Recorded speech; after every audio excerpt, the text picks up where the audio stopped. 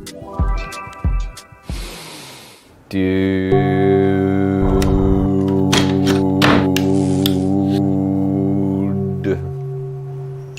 you are getting well.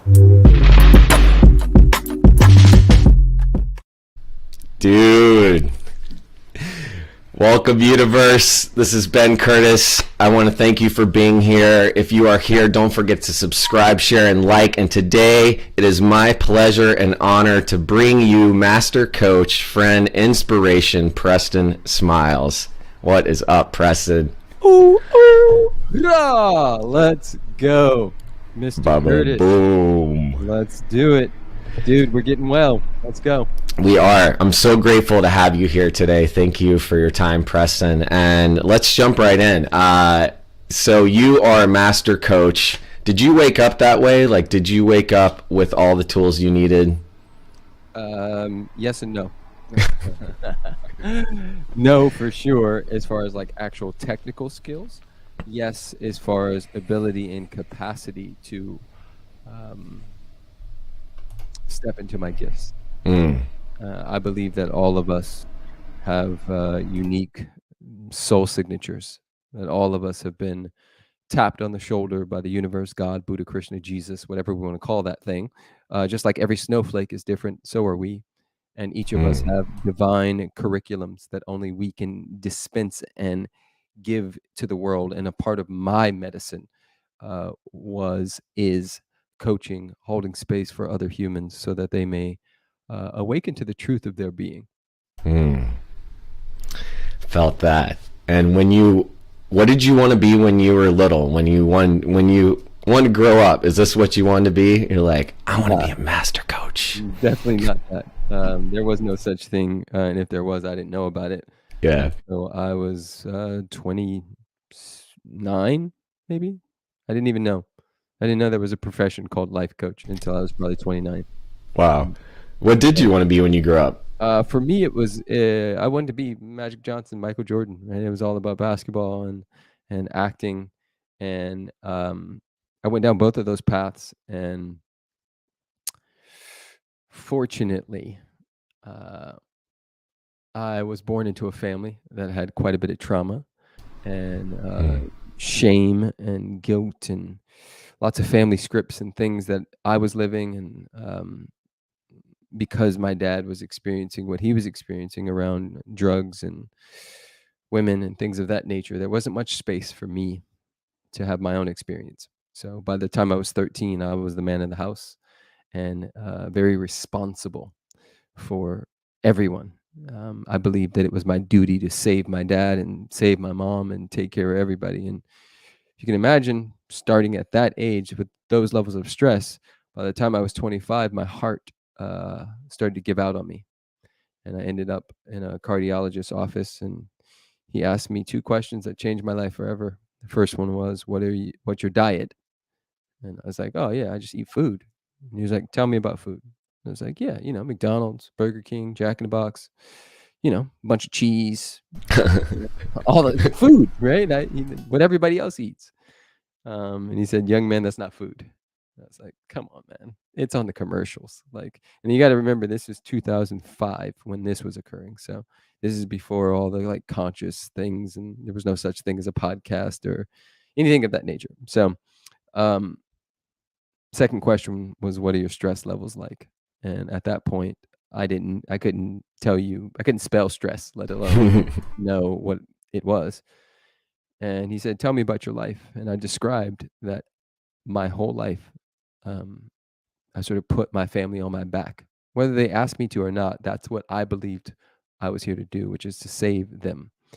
And, I explained a few more things, and he said, oh man, you're really stressed out to the point where you're almost about to kill yourself. So you're going to need to make some drastic changes. I'm going to give you some medicine that will regulate your heartbeat for the rest of your life and all these things. And I walked out of there and I made a decision that I was not going to be taking pills for the rest of my life. And so I instantly became a vegan. I denounced my religion, and I started working on me and figuring out how to fill my cup and give from the overflow. And at some point, my friends in Hollywood and in the industry started noticing that I was booking a lot of commercials, and all these things were happening. But more than that, I was just happy. I was in my power, in my joy, and people kept asking me to help them. They're like, "Yo, you are happier than me. I have more money. I've booked more roles. I've done all these things, but you're happier than me, and I know it. What are you doing?" And I didn't know that there was a thing called coaching or anything of that nature. And uh, I started coaching people, and it was free. And then one day I decided that I was tired of doing that. And so I said, I'm going to make a YouTube channel, because there's this thing called YouTube that's out. It's not that popular, but people are on it. And I'll just house these videos where everybody asks me the same stuff. So I'll just answer it over here. And so I won't have to coach them for free. I'll just send them to this video. And it was really just a way for me to like create distance from all the people that were like constantly asking. And that thing actually blew up, man. And it turned into a whole career. And here I am. Wow. I didn't know about that part. That's pretty cool. It was like I'm thinking of like how Michael Dell was building his computers in his dorm room, and then this whole company started, and you're like, I'm just going to build this for some people, and then boom.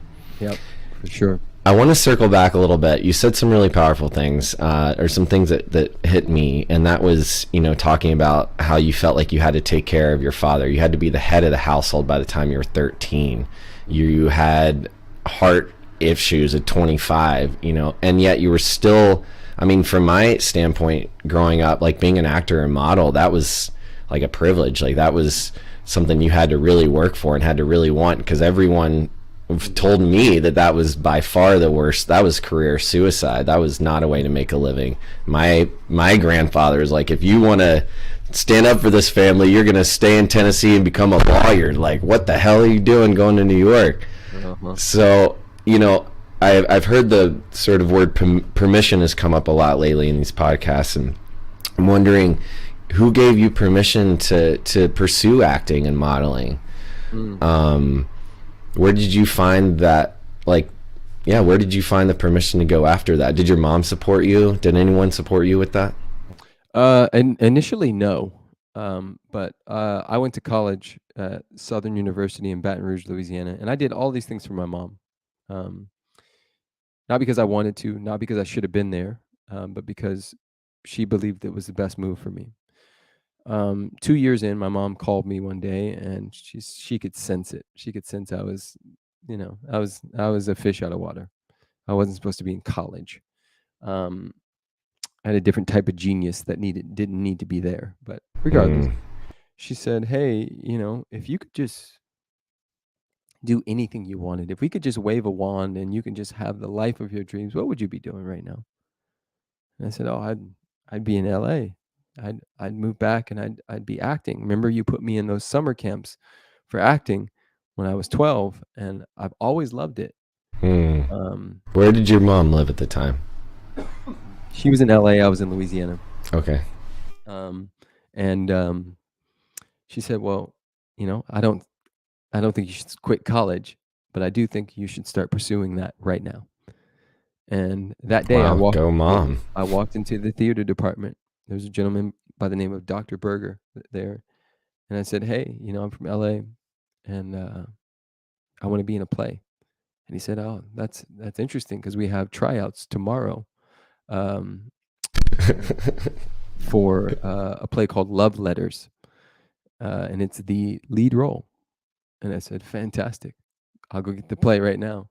And I stayed up all night studying and dropping in, and I went and I auditioned, and I booked the lead role in the play. I was not a theater major. All the theater majors were mad. I was about to say, I know they were pissed. This pretty boy from LA just walked in and took our roles. What the hell? Yep.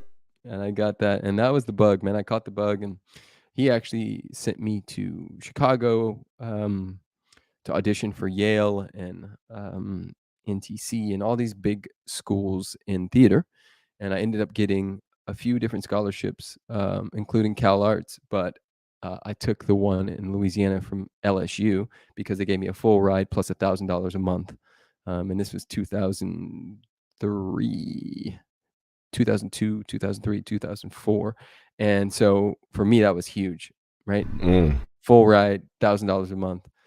So I stayed in Louisiana and went to graduate school for theater and Colorado Wow. Shakespeare Festival and all these different things. I was all in, man.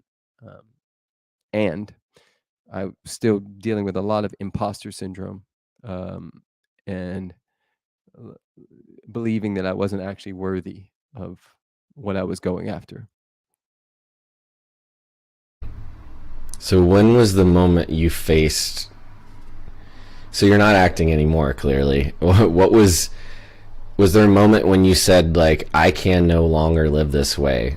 When you hit that imposter in the face and you're like, oh man, I gotta face this. Like, what was that moment? Yeah, that's still happening, man. That happened yesterday. True. That happened yesterday. But I will say that there was a moment,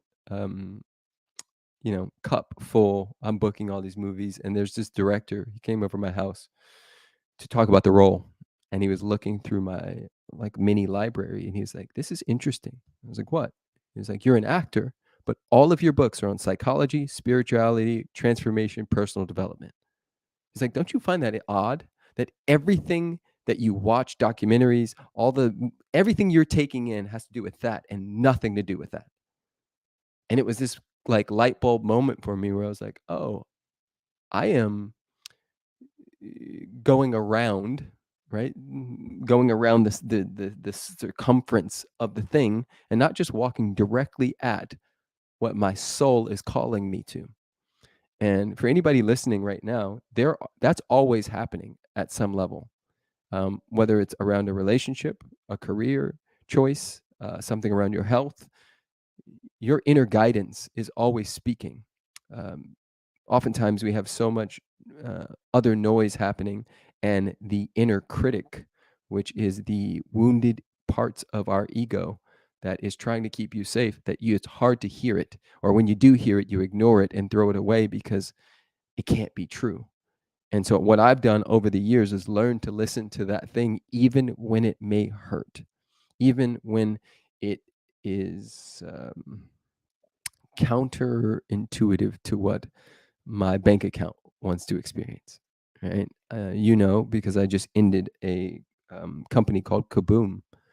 Kaboom was doing $2 million a year, and I ended it.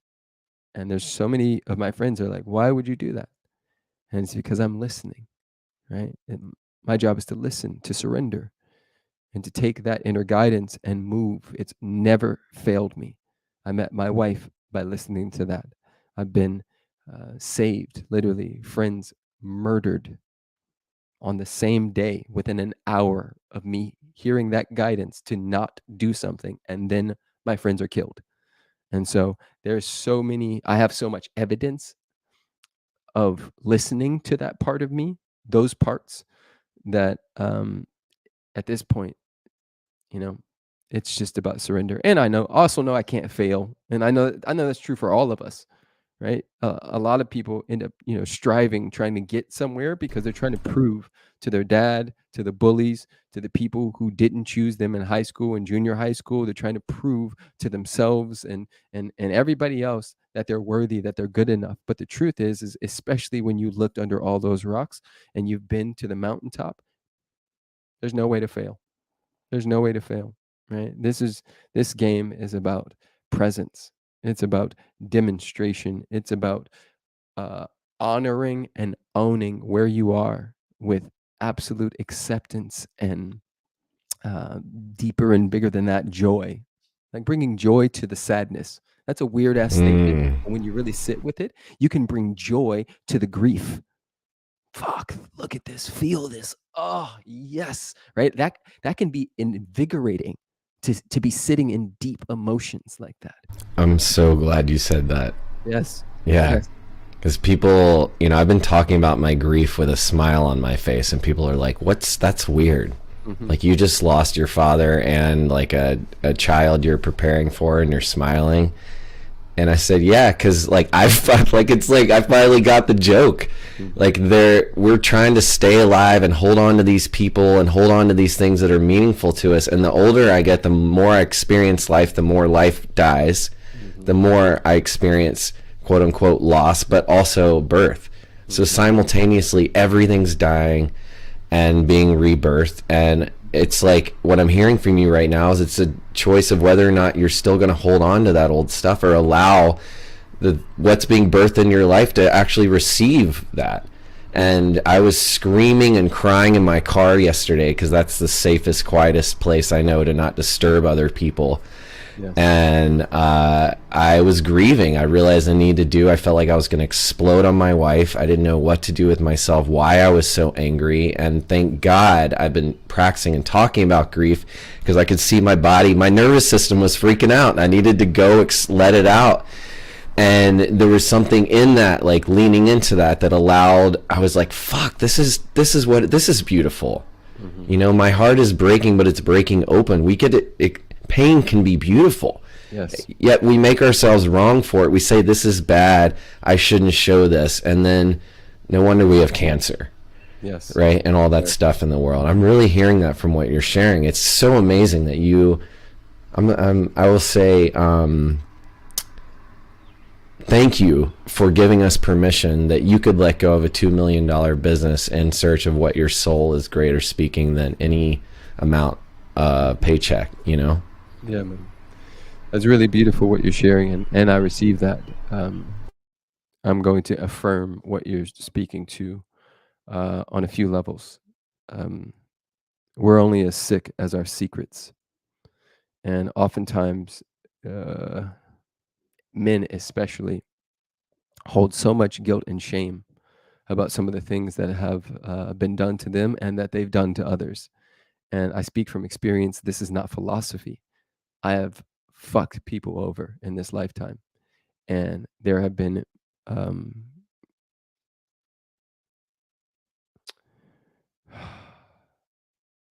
almost years at a time where I've hated myself. And somebody needs to hear this, but the only way out is directly in to the thing you're most afraid to reveal. Shame wants to hide. It is like a gremlin from that movie we used to watch when we were kids. The moment you flash the light on it, it goes apeshit and starts to shrivel up and die. But as long as we leave it in the darkness and in the closet, it will eat us up. What is not expressed becomes depressed, and that depression can break you, period. And you being broken affects everybody in your world, right? I talk to coaches often. Are you an asset or a liability? If you got hit by a bus, could no longer function except for just blinking your eyes and shit like that for 7 months, would you be an asset to your family or a liability? Right? Yeah, that's a heavy one to sit with. I knew back in the day that I was for sure liability. Like for sure. And I'm not just talking about money, right? That's a part of it. But even bigger than that, would I be able to withstand and sit in the kitchen and sit in the pressure and the heat of the ugliness of life, right? I talk about love a lot and amplifying our love. And that is one of the most important pieces because there's only love. But life can be fucking tragic as well. And so many people haven't built somatic bodies to hold that part too. Right? Yes. And for those of you who don't know what a somatic body is, Preston, will you fill us in on what somatic body is for you, what that means? Yeah, soma means the wisdom of the body. Right? There's 3 centers of intelligence. Let's call it the head, heart, and gut. Most of us try to figure everything out from the mind. Right? The mind. I'll figure this out with logic and my personality. But the body has its own wisdom. And, I like to be a bodybuilder, not just with weights, but with the weight of the world. Expanding, exploring, and expressing in such a way that my container gets bigger and bigger and bigger. So a somatic body, when we're building a somatic body, here's an example. I used to say, um, you know, I wish I could just make it right now, right? If somebody would just put me on their X, Y, and Z, if they would put me on their show right now. The truth is that I wasn't actually ready for what I was saying I wanted. Right? Give me $1 million, I'll beat it. I would have lost every bit of that money. I was laughter recognition. Yes. I mean, I have this podcast. I'm like, if Dell brought me back, man, I would just crush it right now. Mm-hmm. I don't know if I was ready. Yes. It wasn't until I let go that it actually happened and followed my heart. That, right? Speaking to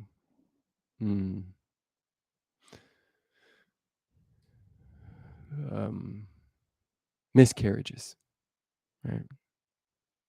Even abortion, and that's a tough one for people to look at. Fuck, really?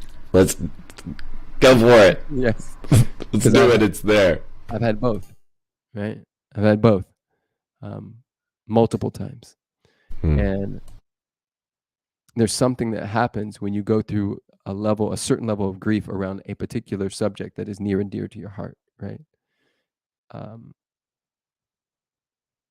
We begin to expand what's possible, right? I'm building a somatic body that can hold my wife's seeming attacks, right? That's key word is seeming. She comes to me sometimes with her own conversation, and it seems to my nervous system, because that's what we're all in relationship with. She's in relationship with my nervous system, and I'm in relationship with hers. And sometimes my nervous system perceives how she is bringing the information she is bringing as an attack, and then it retaliates and yells, and it defends first, right? Defend, right? And let me explain why you're wrong, right? And then she hits the ball back over the court, and then I hit it 10 times harder, and she hits it 10 times harder, and by that time I've already exploded and ran out the room. And you're two powerful beings. Yes. With 4 other powerful beings running around. Correct. And so, I'm learning how to build a somatic body 8 years in that can be like Neo in the Matrix when those things start coming my way, and look beneath them. Because what she's really usually asking for is more attention, more love, more presence, more anything, but it comes out in ways that isn't as easy to interpret at the time. And so that's what I mean by building a somatic body, right? I built a somatic body that can hold millions of dollars. I built a somatic body that can hold a bunch of children, right? I built a somatic body that can hold being a businessman. I used to hate that term because I didn't feel worthy of calling myself a businessman. Now I built the somatic body, and I know you can't shake me off of that. That's what it means when we're so tuned in that not just our minds, but everything about us, we're threefold beings, body, mind, and soul. When all 3 of those are aligned, we're at our most powerful. Now, that can be true in certain aspects, right? You can be body, mind, and soul around, let's call it tennis, right? Just everything's aligned. I can play tennis. Ben Curtis, can play tennis. Body, mind, and soul all aligned. But body, mind, and soul may not all be aligned around, give me a subject, right? Whatever it is, it may not be aligned around badminton or anything else. And so that is the name of the game. We are up to being weapons, right? And a true weapon isn't just half cocked; it's ready to go on all levels. That's what I've been working on. Right? Body, mind, and soul when it comes to money, yes. Body, mind, and soul when it comes to business and coaching, yes. Body, mind, and soul when it comes to relationship, no. Right? So there's my work. Thank you for being so real about that. That's one of the things I've always loved about you and your wife. In those moments, because I had it yesterday, that's when my nervous system was like, what does it look like for you after those moments? What is your self-care, and what is your what do you actually do to improve that? Do you just work on it real time in those moments, or do you actually do something in between? A little bit of both. So yesterday we were having a difficult conversation, and I paused. I said, "Hey, I need to go regulate, or this is going to get worse." So I just stepped outside. So And that's pause. That's a yeah, great one. Yeah. yeah. Breath, Space. right? Breath and space. Especially men. If you're a man listening to this, you have more testosterone, more than likely, than your wife or girlfriend, or even the person, whoever you're dealing with. That testosterone, that chemical cocktail, you going into fight, flight, freeze, and appease. That is a thing, right? And you can't beat that. You can't beat your own biology. You can help your biology, but you can't beat it. It's hardwired into us. So when that amygdala inside of your brain, that little almond shaped thing goes off, it's like a fireman inside of a firehouse ringing the bell. It's time. We're about to fight, or we're about to run, or something's about to happen, because you are not safe anymore. And so understanding one's own biology helps one figure out how to re-regulate so that there is uh, more space. All of us have um, a threshold of tolerance, and those who are experiencing lack of sleep, lack of proper nutrition, and certain levels of stress, their threshold is much smaller than those who get those things. So, think about exploding on somebody in traffic or yelling at somebody at a Starbucks. Yeah, they messed up your order, but it doesn't match how angry you got, right? The anger has nothing to do with them and everything to do with your threshold is paper thin. And so any little thing can tip you off. So then understanding that about oneself, the name of the game is, how do I expand that threshold? How do I fill my cup so that I'm only giving from the overflow? I'm only giving from the saucer, not the actual cup. The cup is mine. That's filled. So what I do, Ben, is I go wake surfing. I go mountain biking. I take time to study. I take time, dirt time, put my feet in the ground in nature, solitude. Um, I look at the archetypes: king, warrior, lover, fool, mystic. And I ask myself, of these five, which one is necessary for me right now? Because the king is the commander in chief. If the king's not intact, nothing else will be, because the king is deciding essentially what's going to occur. Right? We're going to live over here. We're going to go over here. The king is ruling the kingdom. The warrior is the ops, the operations. The warrior says, "Okay, king, I hear you. Let's get this shit done." Right? Everybody has an intention. Oh, I want to make this much money. I want to do this. I want to travel here. Cool. That the king said that. Cool. Fuck it. Let's go. But who's going to actually make sure that shit happens? Who's going to guard the gates of the castle? Who's going to slay the dragons to make sure that actually happens? That's the warrior aspect of ourselves. The lover reminds us to stop and smell the roses while all of this is happening. Right? The lover is a sacred reminder that there's some beauty occurring. And yes, we're going to travel and we're going to do this and we're going to do that. But like, look around you, look right next to you, look inside of you. There's a lot happening. The mystic is the intelligence wing. The mystic is it's the counsel to the king.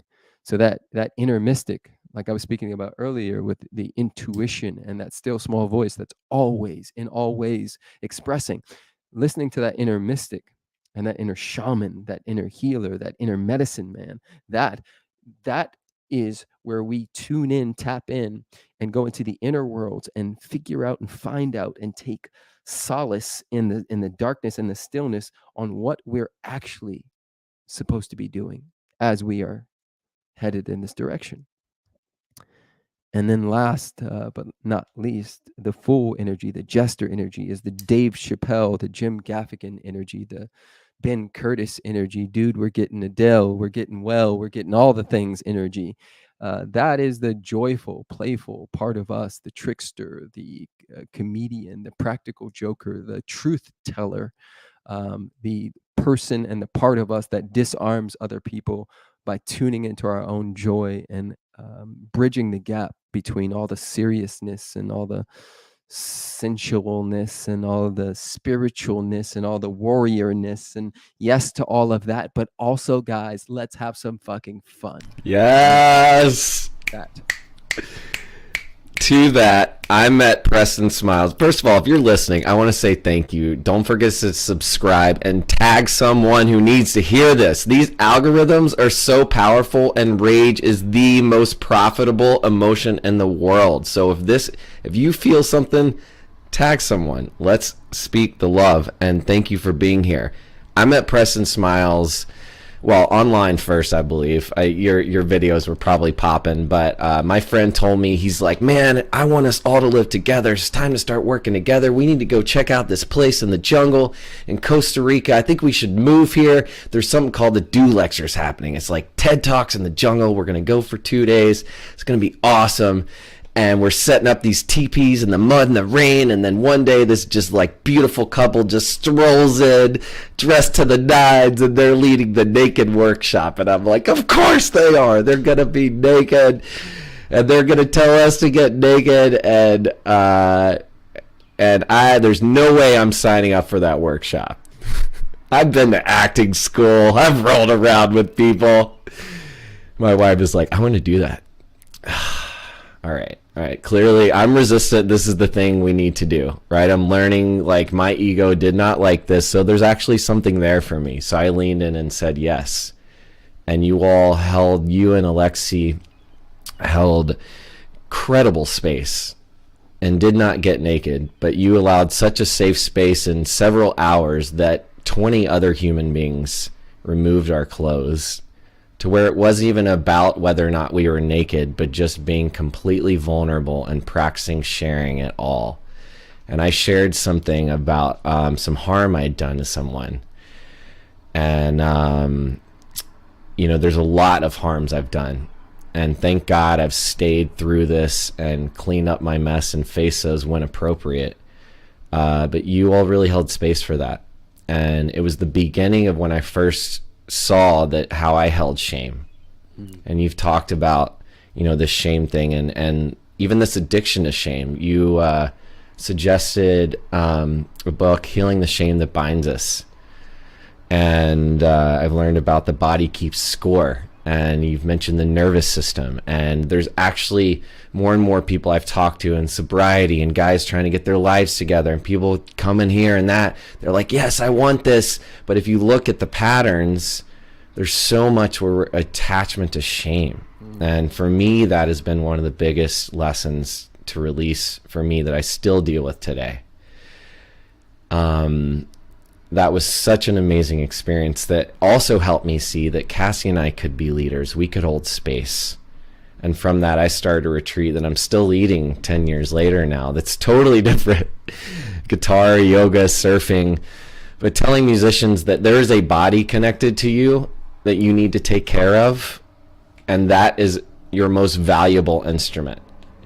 And any leader out there who is trying to take care of their body and doing all the things, your body is keeping score. And if you can't sleep or you're stressed out, you gave me a joy challenge that I still use to this day, that I want to share. And that was 3 times a day I had to set an alarm, and I had to skip and giggle.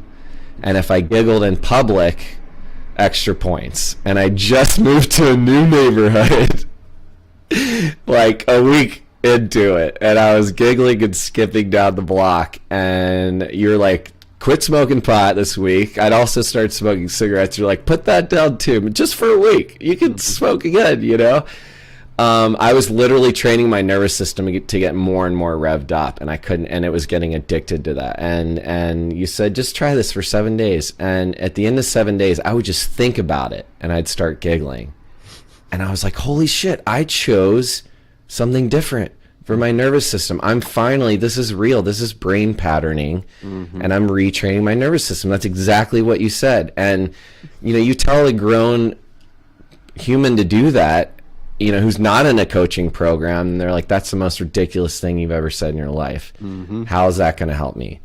But considering that we're choosing all these other ways of being that aren't working, that we could just choose to have some fun, I really got so much out of that. That is amazing, man. That's Yeah. amazing. I love that. And there's so many levels and layers to that. Even the amount of time, right? Oftentimes people don't try things because it's so big. It's a mountain, right? I'll never get up Mount Everest. But the people who actually do get up, one, they have a Sherpa, right? They have somebody watching their back and telling them where to step and where not to step so that they don't fall off the mountain. And that's what I got to be for you in that moment. And making it only 7 days and saying you could smoke and do whatever you wanted after instantly took away all the pressure, because what we resist persists and what we truly look at disappears. And what you got to do through the joy alarms and the skipping and all those things was really look at what was going on. Previous to that, you were in resistance because there was this idea about how we should be as men, as women, as good Christians, as good X, Y, Z, as good patriots. All those shoulds turn into ways to create suffering, because you get to rewrite. You get to rewrite. And that's actually like my truth, in the sense that nobody's a blank slate.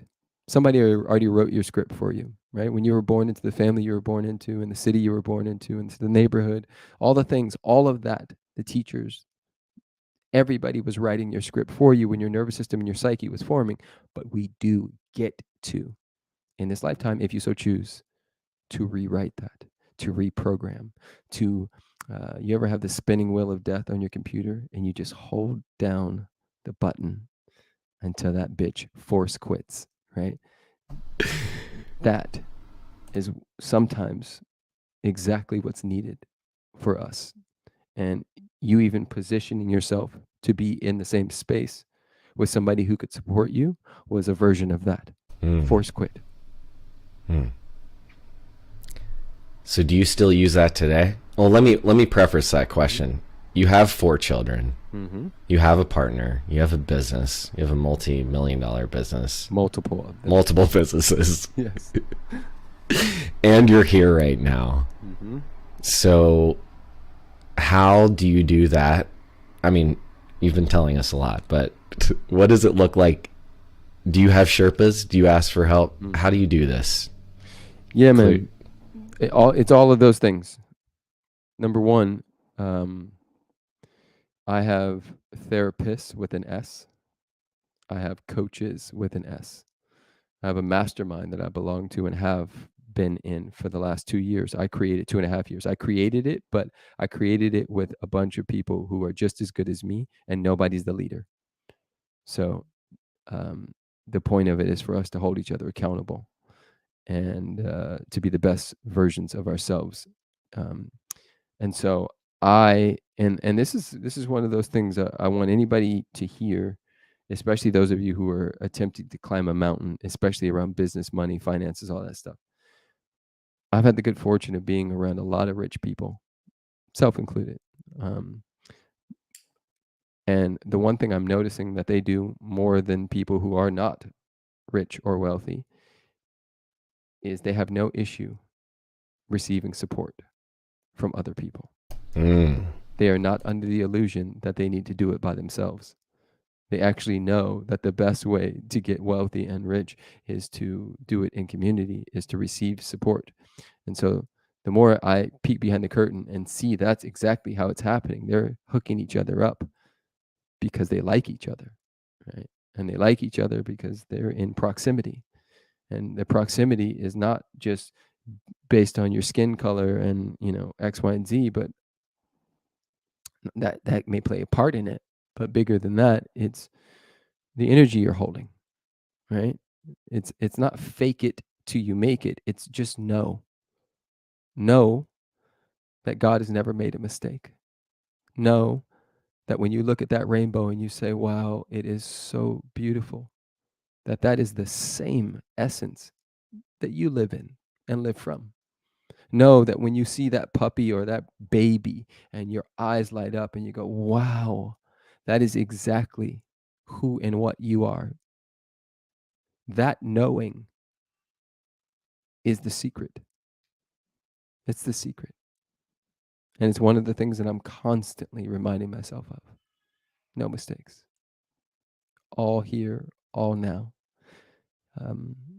There are people who live and work in psychic mediums and people who are deeply in their mystic and they understand the spiritual realms. There are people who go into plant medicine ceremonies and one of the things they often report, and I can report this as well, is that there are multiple timelines happening all at once. So past, present, future is all in the now. It's just how far away can you get to see that that's all here now? And so it's a tricky thing, but also not tricky, because the secret is to know. And you can say, okay, well, how do I know? Fucking work on it. That's how. Work on it. Catch those stupid ass thoughts, always trying to tell you that you're not enough, that you're dumb, that your dick's too small, the X, Y, and Z. Oh, you watched porn the other day. You're terrible. You're this, you're that. Well, catch those thoughts and redirect them. Right? Ask yourself, why do I feel shame around this? Whose construct is this? And do I still want to keep it? Because oftentimes that's bigger. That's the bigger issue, is people are not questioning the construct. This is how you are when you are X. Well, who the hell gave us that? Do we still want to keep it? Right? That's where your power is. Question the construct and then know. Hell yeah. Woo! Some fire. Some fire. Wouldn't expect anything less, Preston. I'm so grateful for you, man. So much love. I'm feeling all the 5 archetypes today. Yes. So I've got some final questions for you. What is your daily routine for self-care? You've talked about sort of all the things you have in place. So what does like your morning look like? How do you your ideal this morning, right? If everything was whatever that looks like. Yeah, exactly. For the past 4 years, I've been waking up with babies, 5 times a night, sometimes 10, right? So my sleep has been not even where close to as good as it could be. However, I actually enjoy that too. Like last night, my son Zai, I think he woke up at 1, then again at 3, then again at 5. And every time he said, "Daddy, Daddy." And like, there's something about that, somebody calling to you and needing you and loving you and wanting you, that just fills my cup, right? Like, it sucks. I don't want to get out of bed, but it's also beautiful. Yeah. And so my morning routine consists of counting my blessings. I do my absolute best to be moved by something every morning. Everybody let that land, because I'm giving you straight fire. Every morning, I look for something that will move me. There's a very big distinction between like, oh, that's nice, and like, I am going to fall out of my chair from heartache in the best way. Like, oh, right? Now, fortunate for me, I have all these little magical beings running around, shitting on themselves and doing all kinds of crazy stuff and knocking plants over and I don't want it and all the things, right? So some people could see that and be like, well, that would be the opposite of being moved. That'd be making you pissed off. Well, I don't get pissed off because I'm not attached to any of the things, right? Like they ruin a pot. They ruin a pot, right? Like, I don't give a shit. So being moved by something. So grateful that it moves me. Number 2, I take my kid to school and we play games. So Kingston and I make up. I'll say, "Are you Sminkston? Are you Trinkston? Are you Drinkston?" And he'll be like, "I'm Rinkston, Pinkston," and we just make up the stupidest games, and it's so fun. And then I drive myself now because I'm buying a house for my mom, and so my mom's staying in my office. Now I drive myself to the Soho House and have some water and coffee, and I sit and I study. I'm always listening to audiobooks. Um, yeah, like if you looked at my YouTube or my Audible account or any of those, you'd be like, this dude every day, multiple times a day, if you could like see the log, multiple times a day, I'm just dipping in, right? So I'm constantly bringing stuff in, and I take time for silence. I will drive windows down, no music, just listening, just being. And then I ask myself, and this is going to be important for any of you who are really wanting to take your businesses to the next level. I ask myself, what could I do today that would normally take me a week or even a month? And whatever that thing is, I circle and hone in on it. And I say, okay, well, that one is what I'm going to take a swipe at. Everything else, if it gets done, it gets done. If it doesn't, it doesn't. But that one, I'm going for. And so by doing that every day, I'm attacking the biggest whales. I'm going after the great white megalodons of my business. And that's why I have a more fruitful business than most. I love that. Like, yeah, my wife and I were like, we're going to do our taxes on Monday in those 2 hours. What? Yeah. We've been putting it off for 16 months. You got to choose it at some point. Yes. It's not going to start itself. Correct. If you were, if your life were a Hollywood film, who would you cast as your parents? Interesting. Probably some no names. Not no names because they have names, but yeah, I don't really.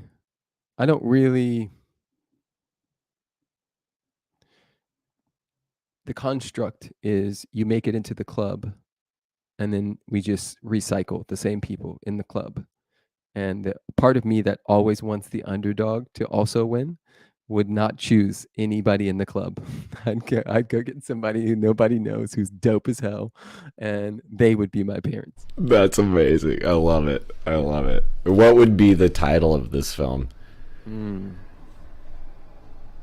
Skateboard P. Nice. What about if Alexi wrote it? What would be the name of it?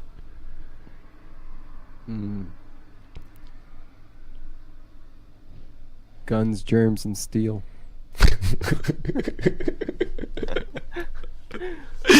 That's great. In Austin.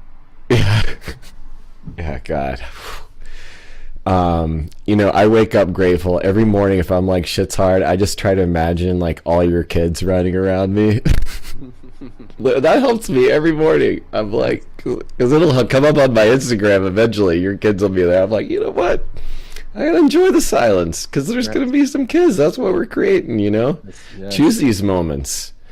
Do you have any secret hidden talents? Yeah, I think I revealed one of them today, which is, some people are like actually like, oh, I'm a psychic, I'm a this, I'm a that. I think all of us have those abilities at some level. Mine is pretty honed in. When I'm able to, like, when I move out of the way, like there's this woman, Esther Hicks, she channels Abraham. Mine is a little more informal, but it's something. It is ancestors. It is guides. It's higher self. It's not me. I've felt it, and I can feel the difference. Right now, I am talking, and this is my wisdom. But there's times, and you've seen it. You've been around multiple where it's like a dragon takes over me, and I have an infinite ability. I can pull it's like it's slow motion, like a basketball player who just can't miss. It's like I'm pulling from all the wisdom at the right time in the right moment, and it's like fuck. And when I come out of it, I'm like, oh, that was a ride, right? Like I take the ride with it like everybody else does. I'm like, geez, Louise, that was interesting. Nice. If you could give the world one gift today, what would it be?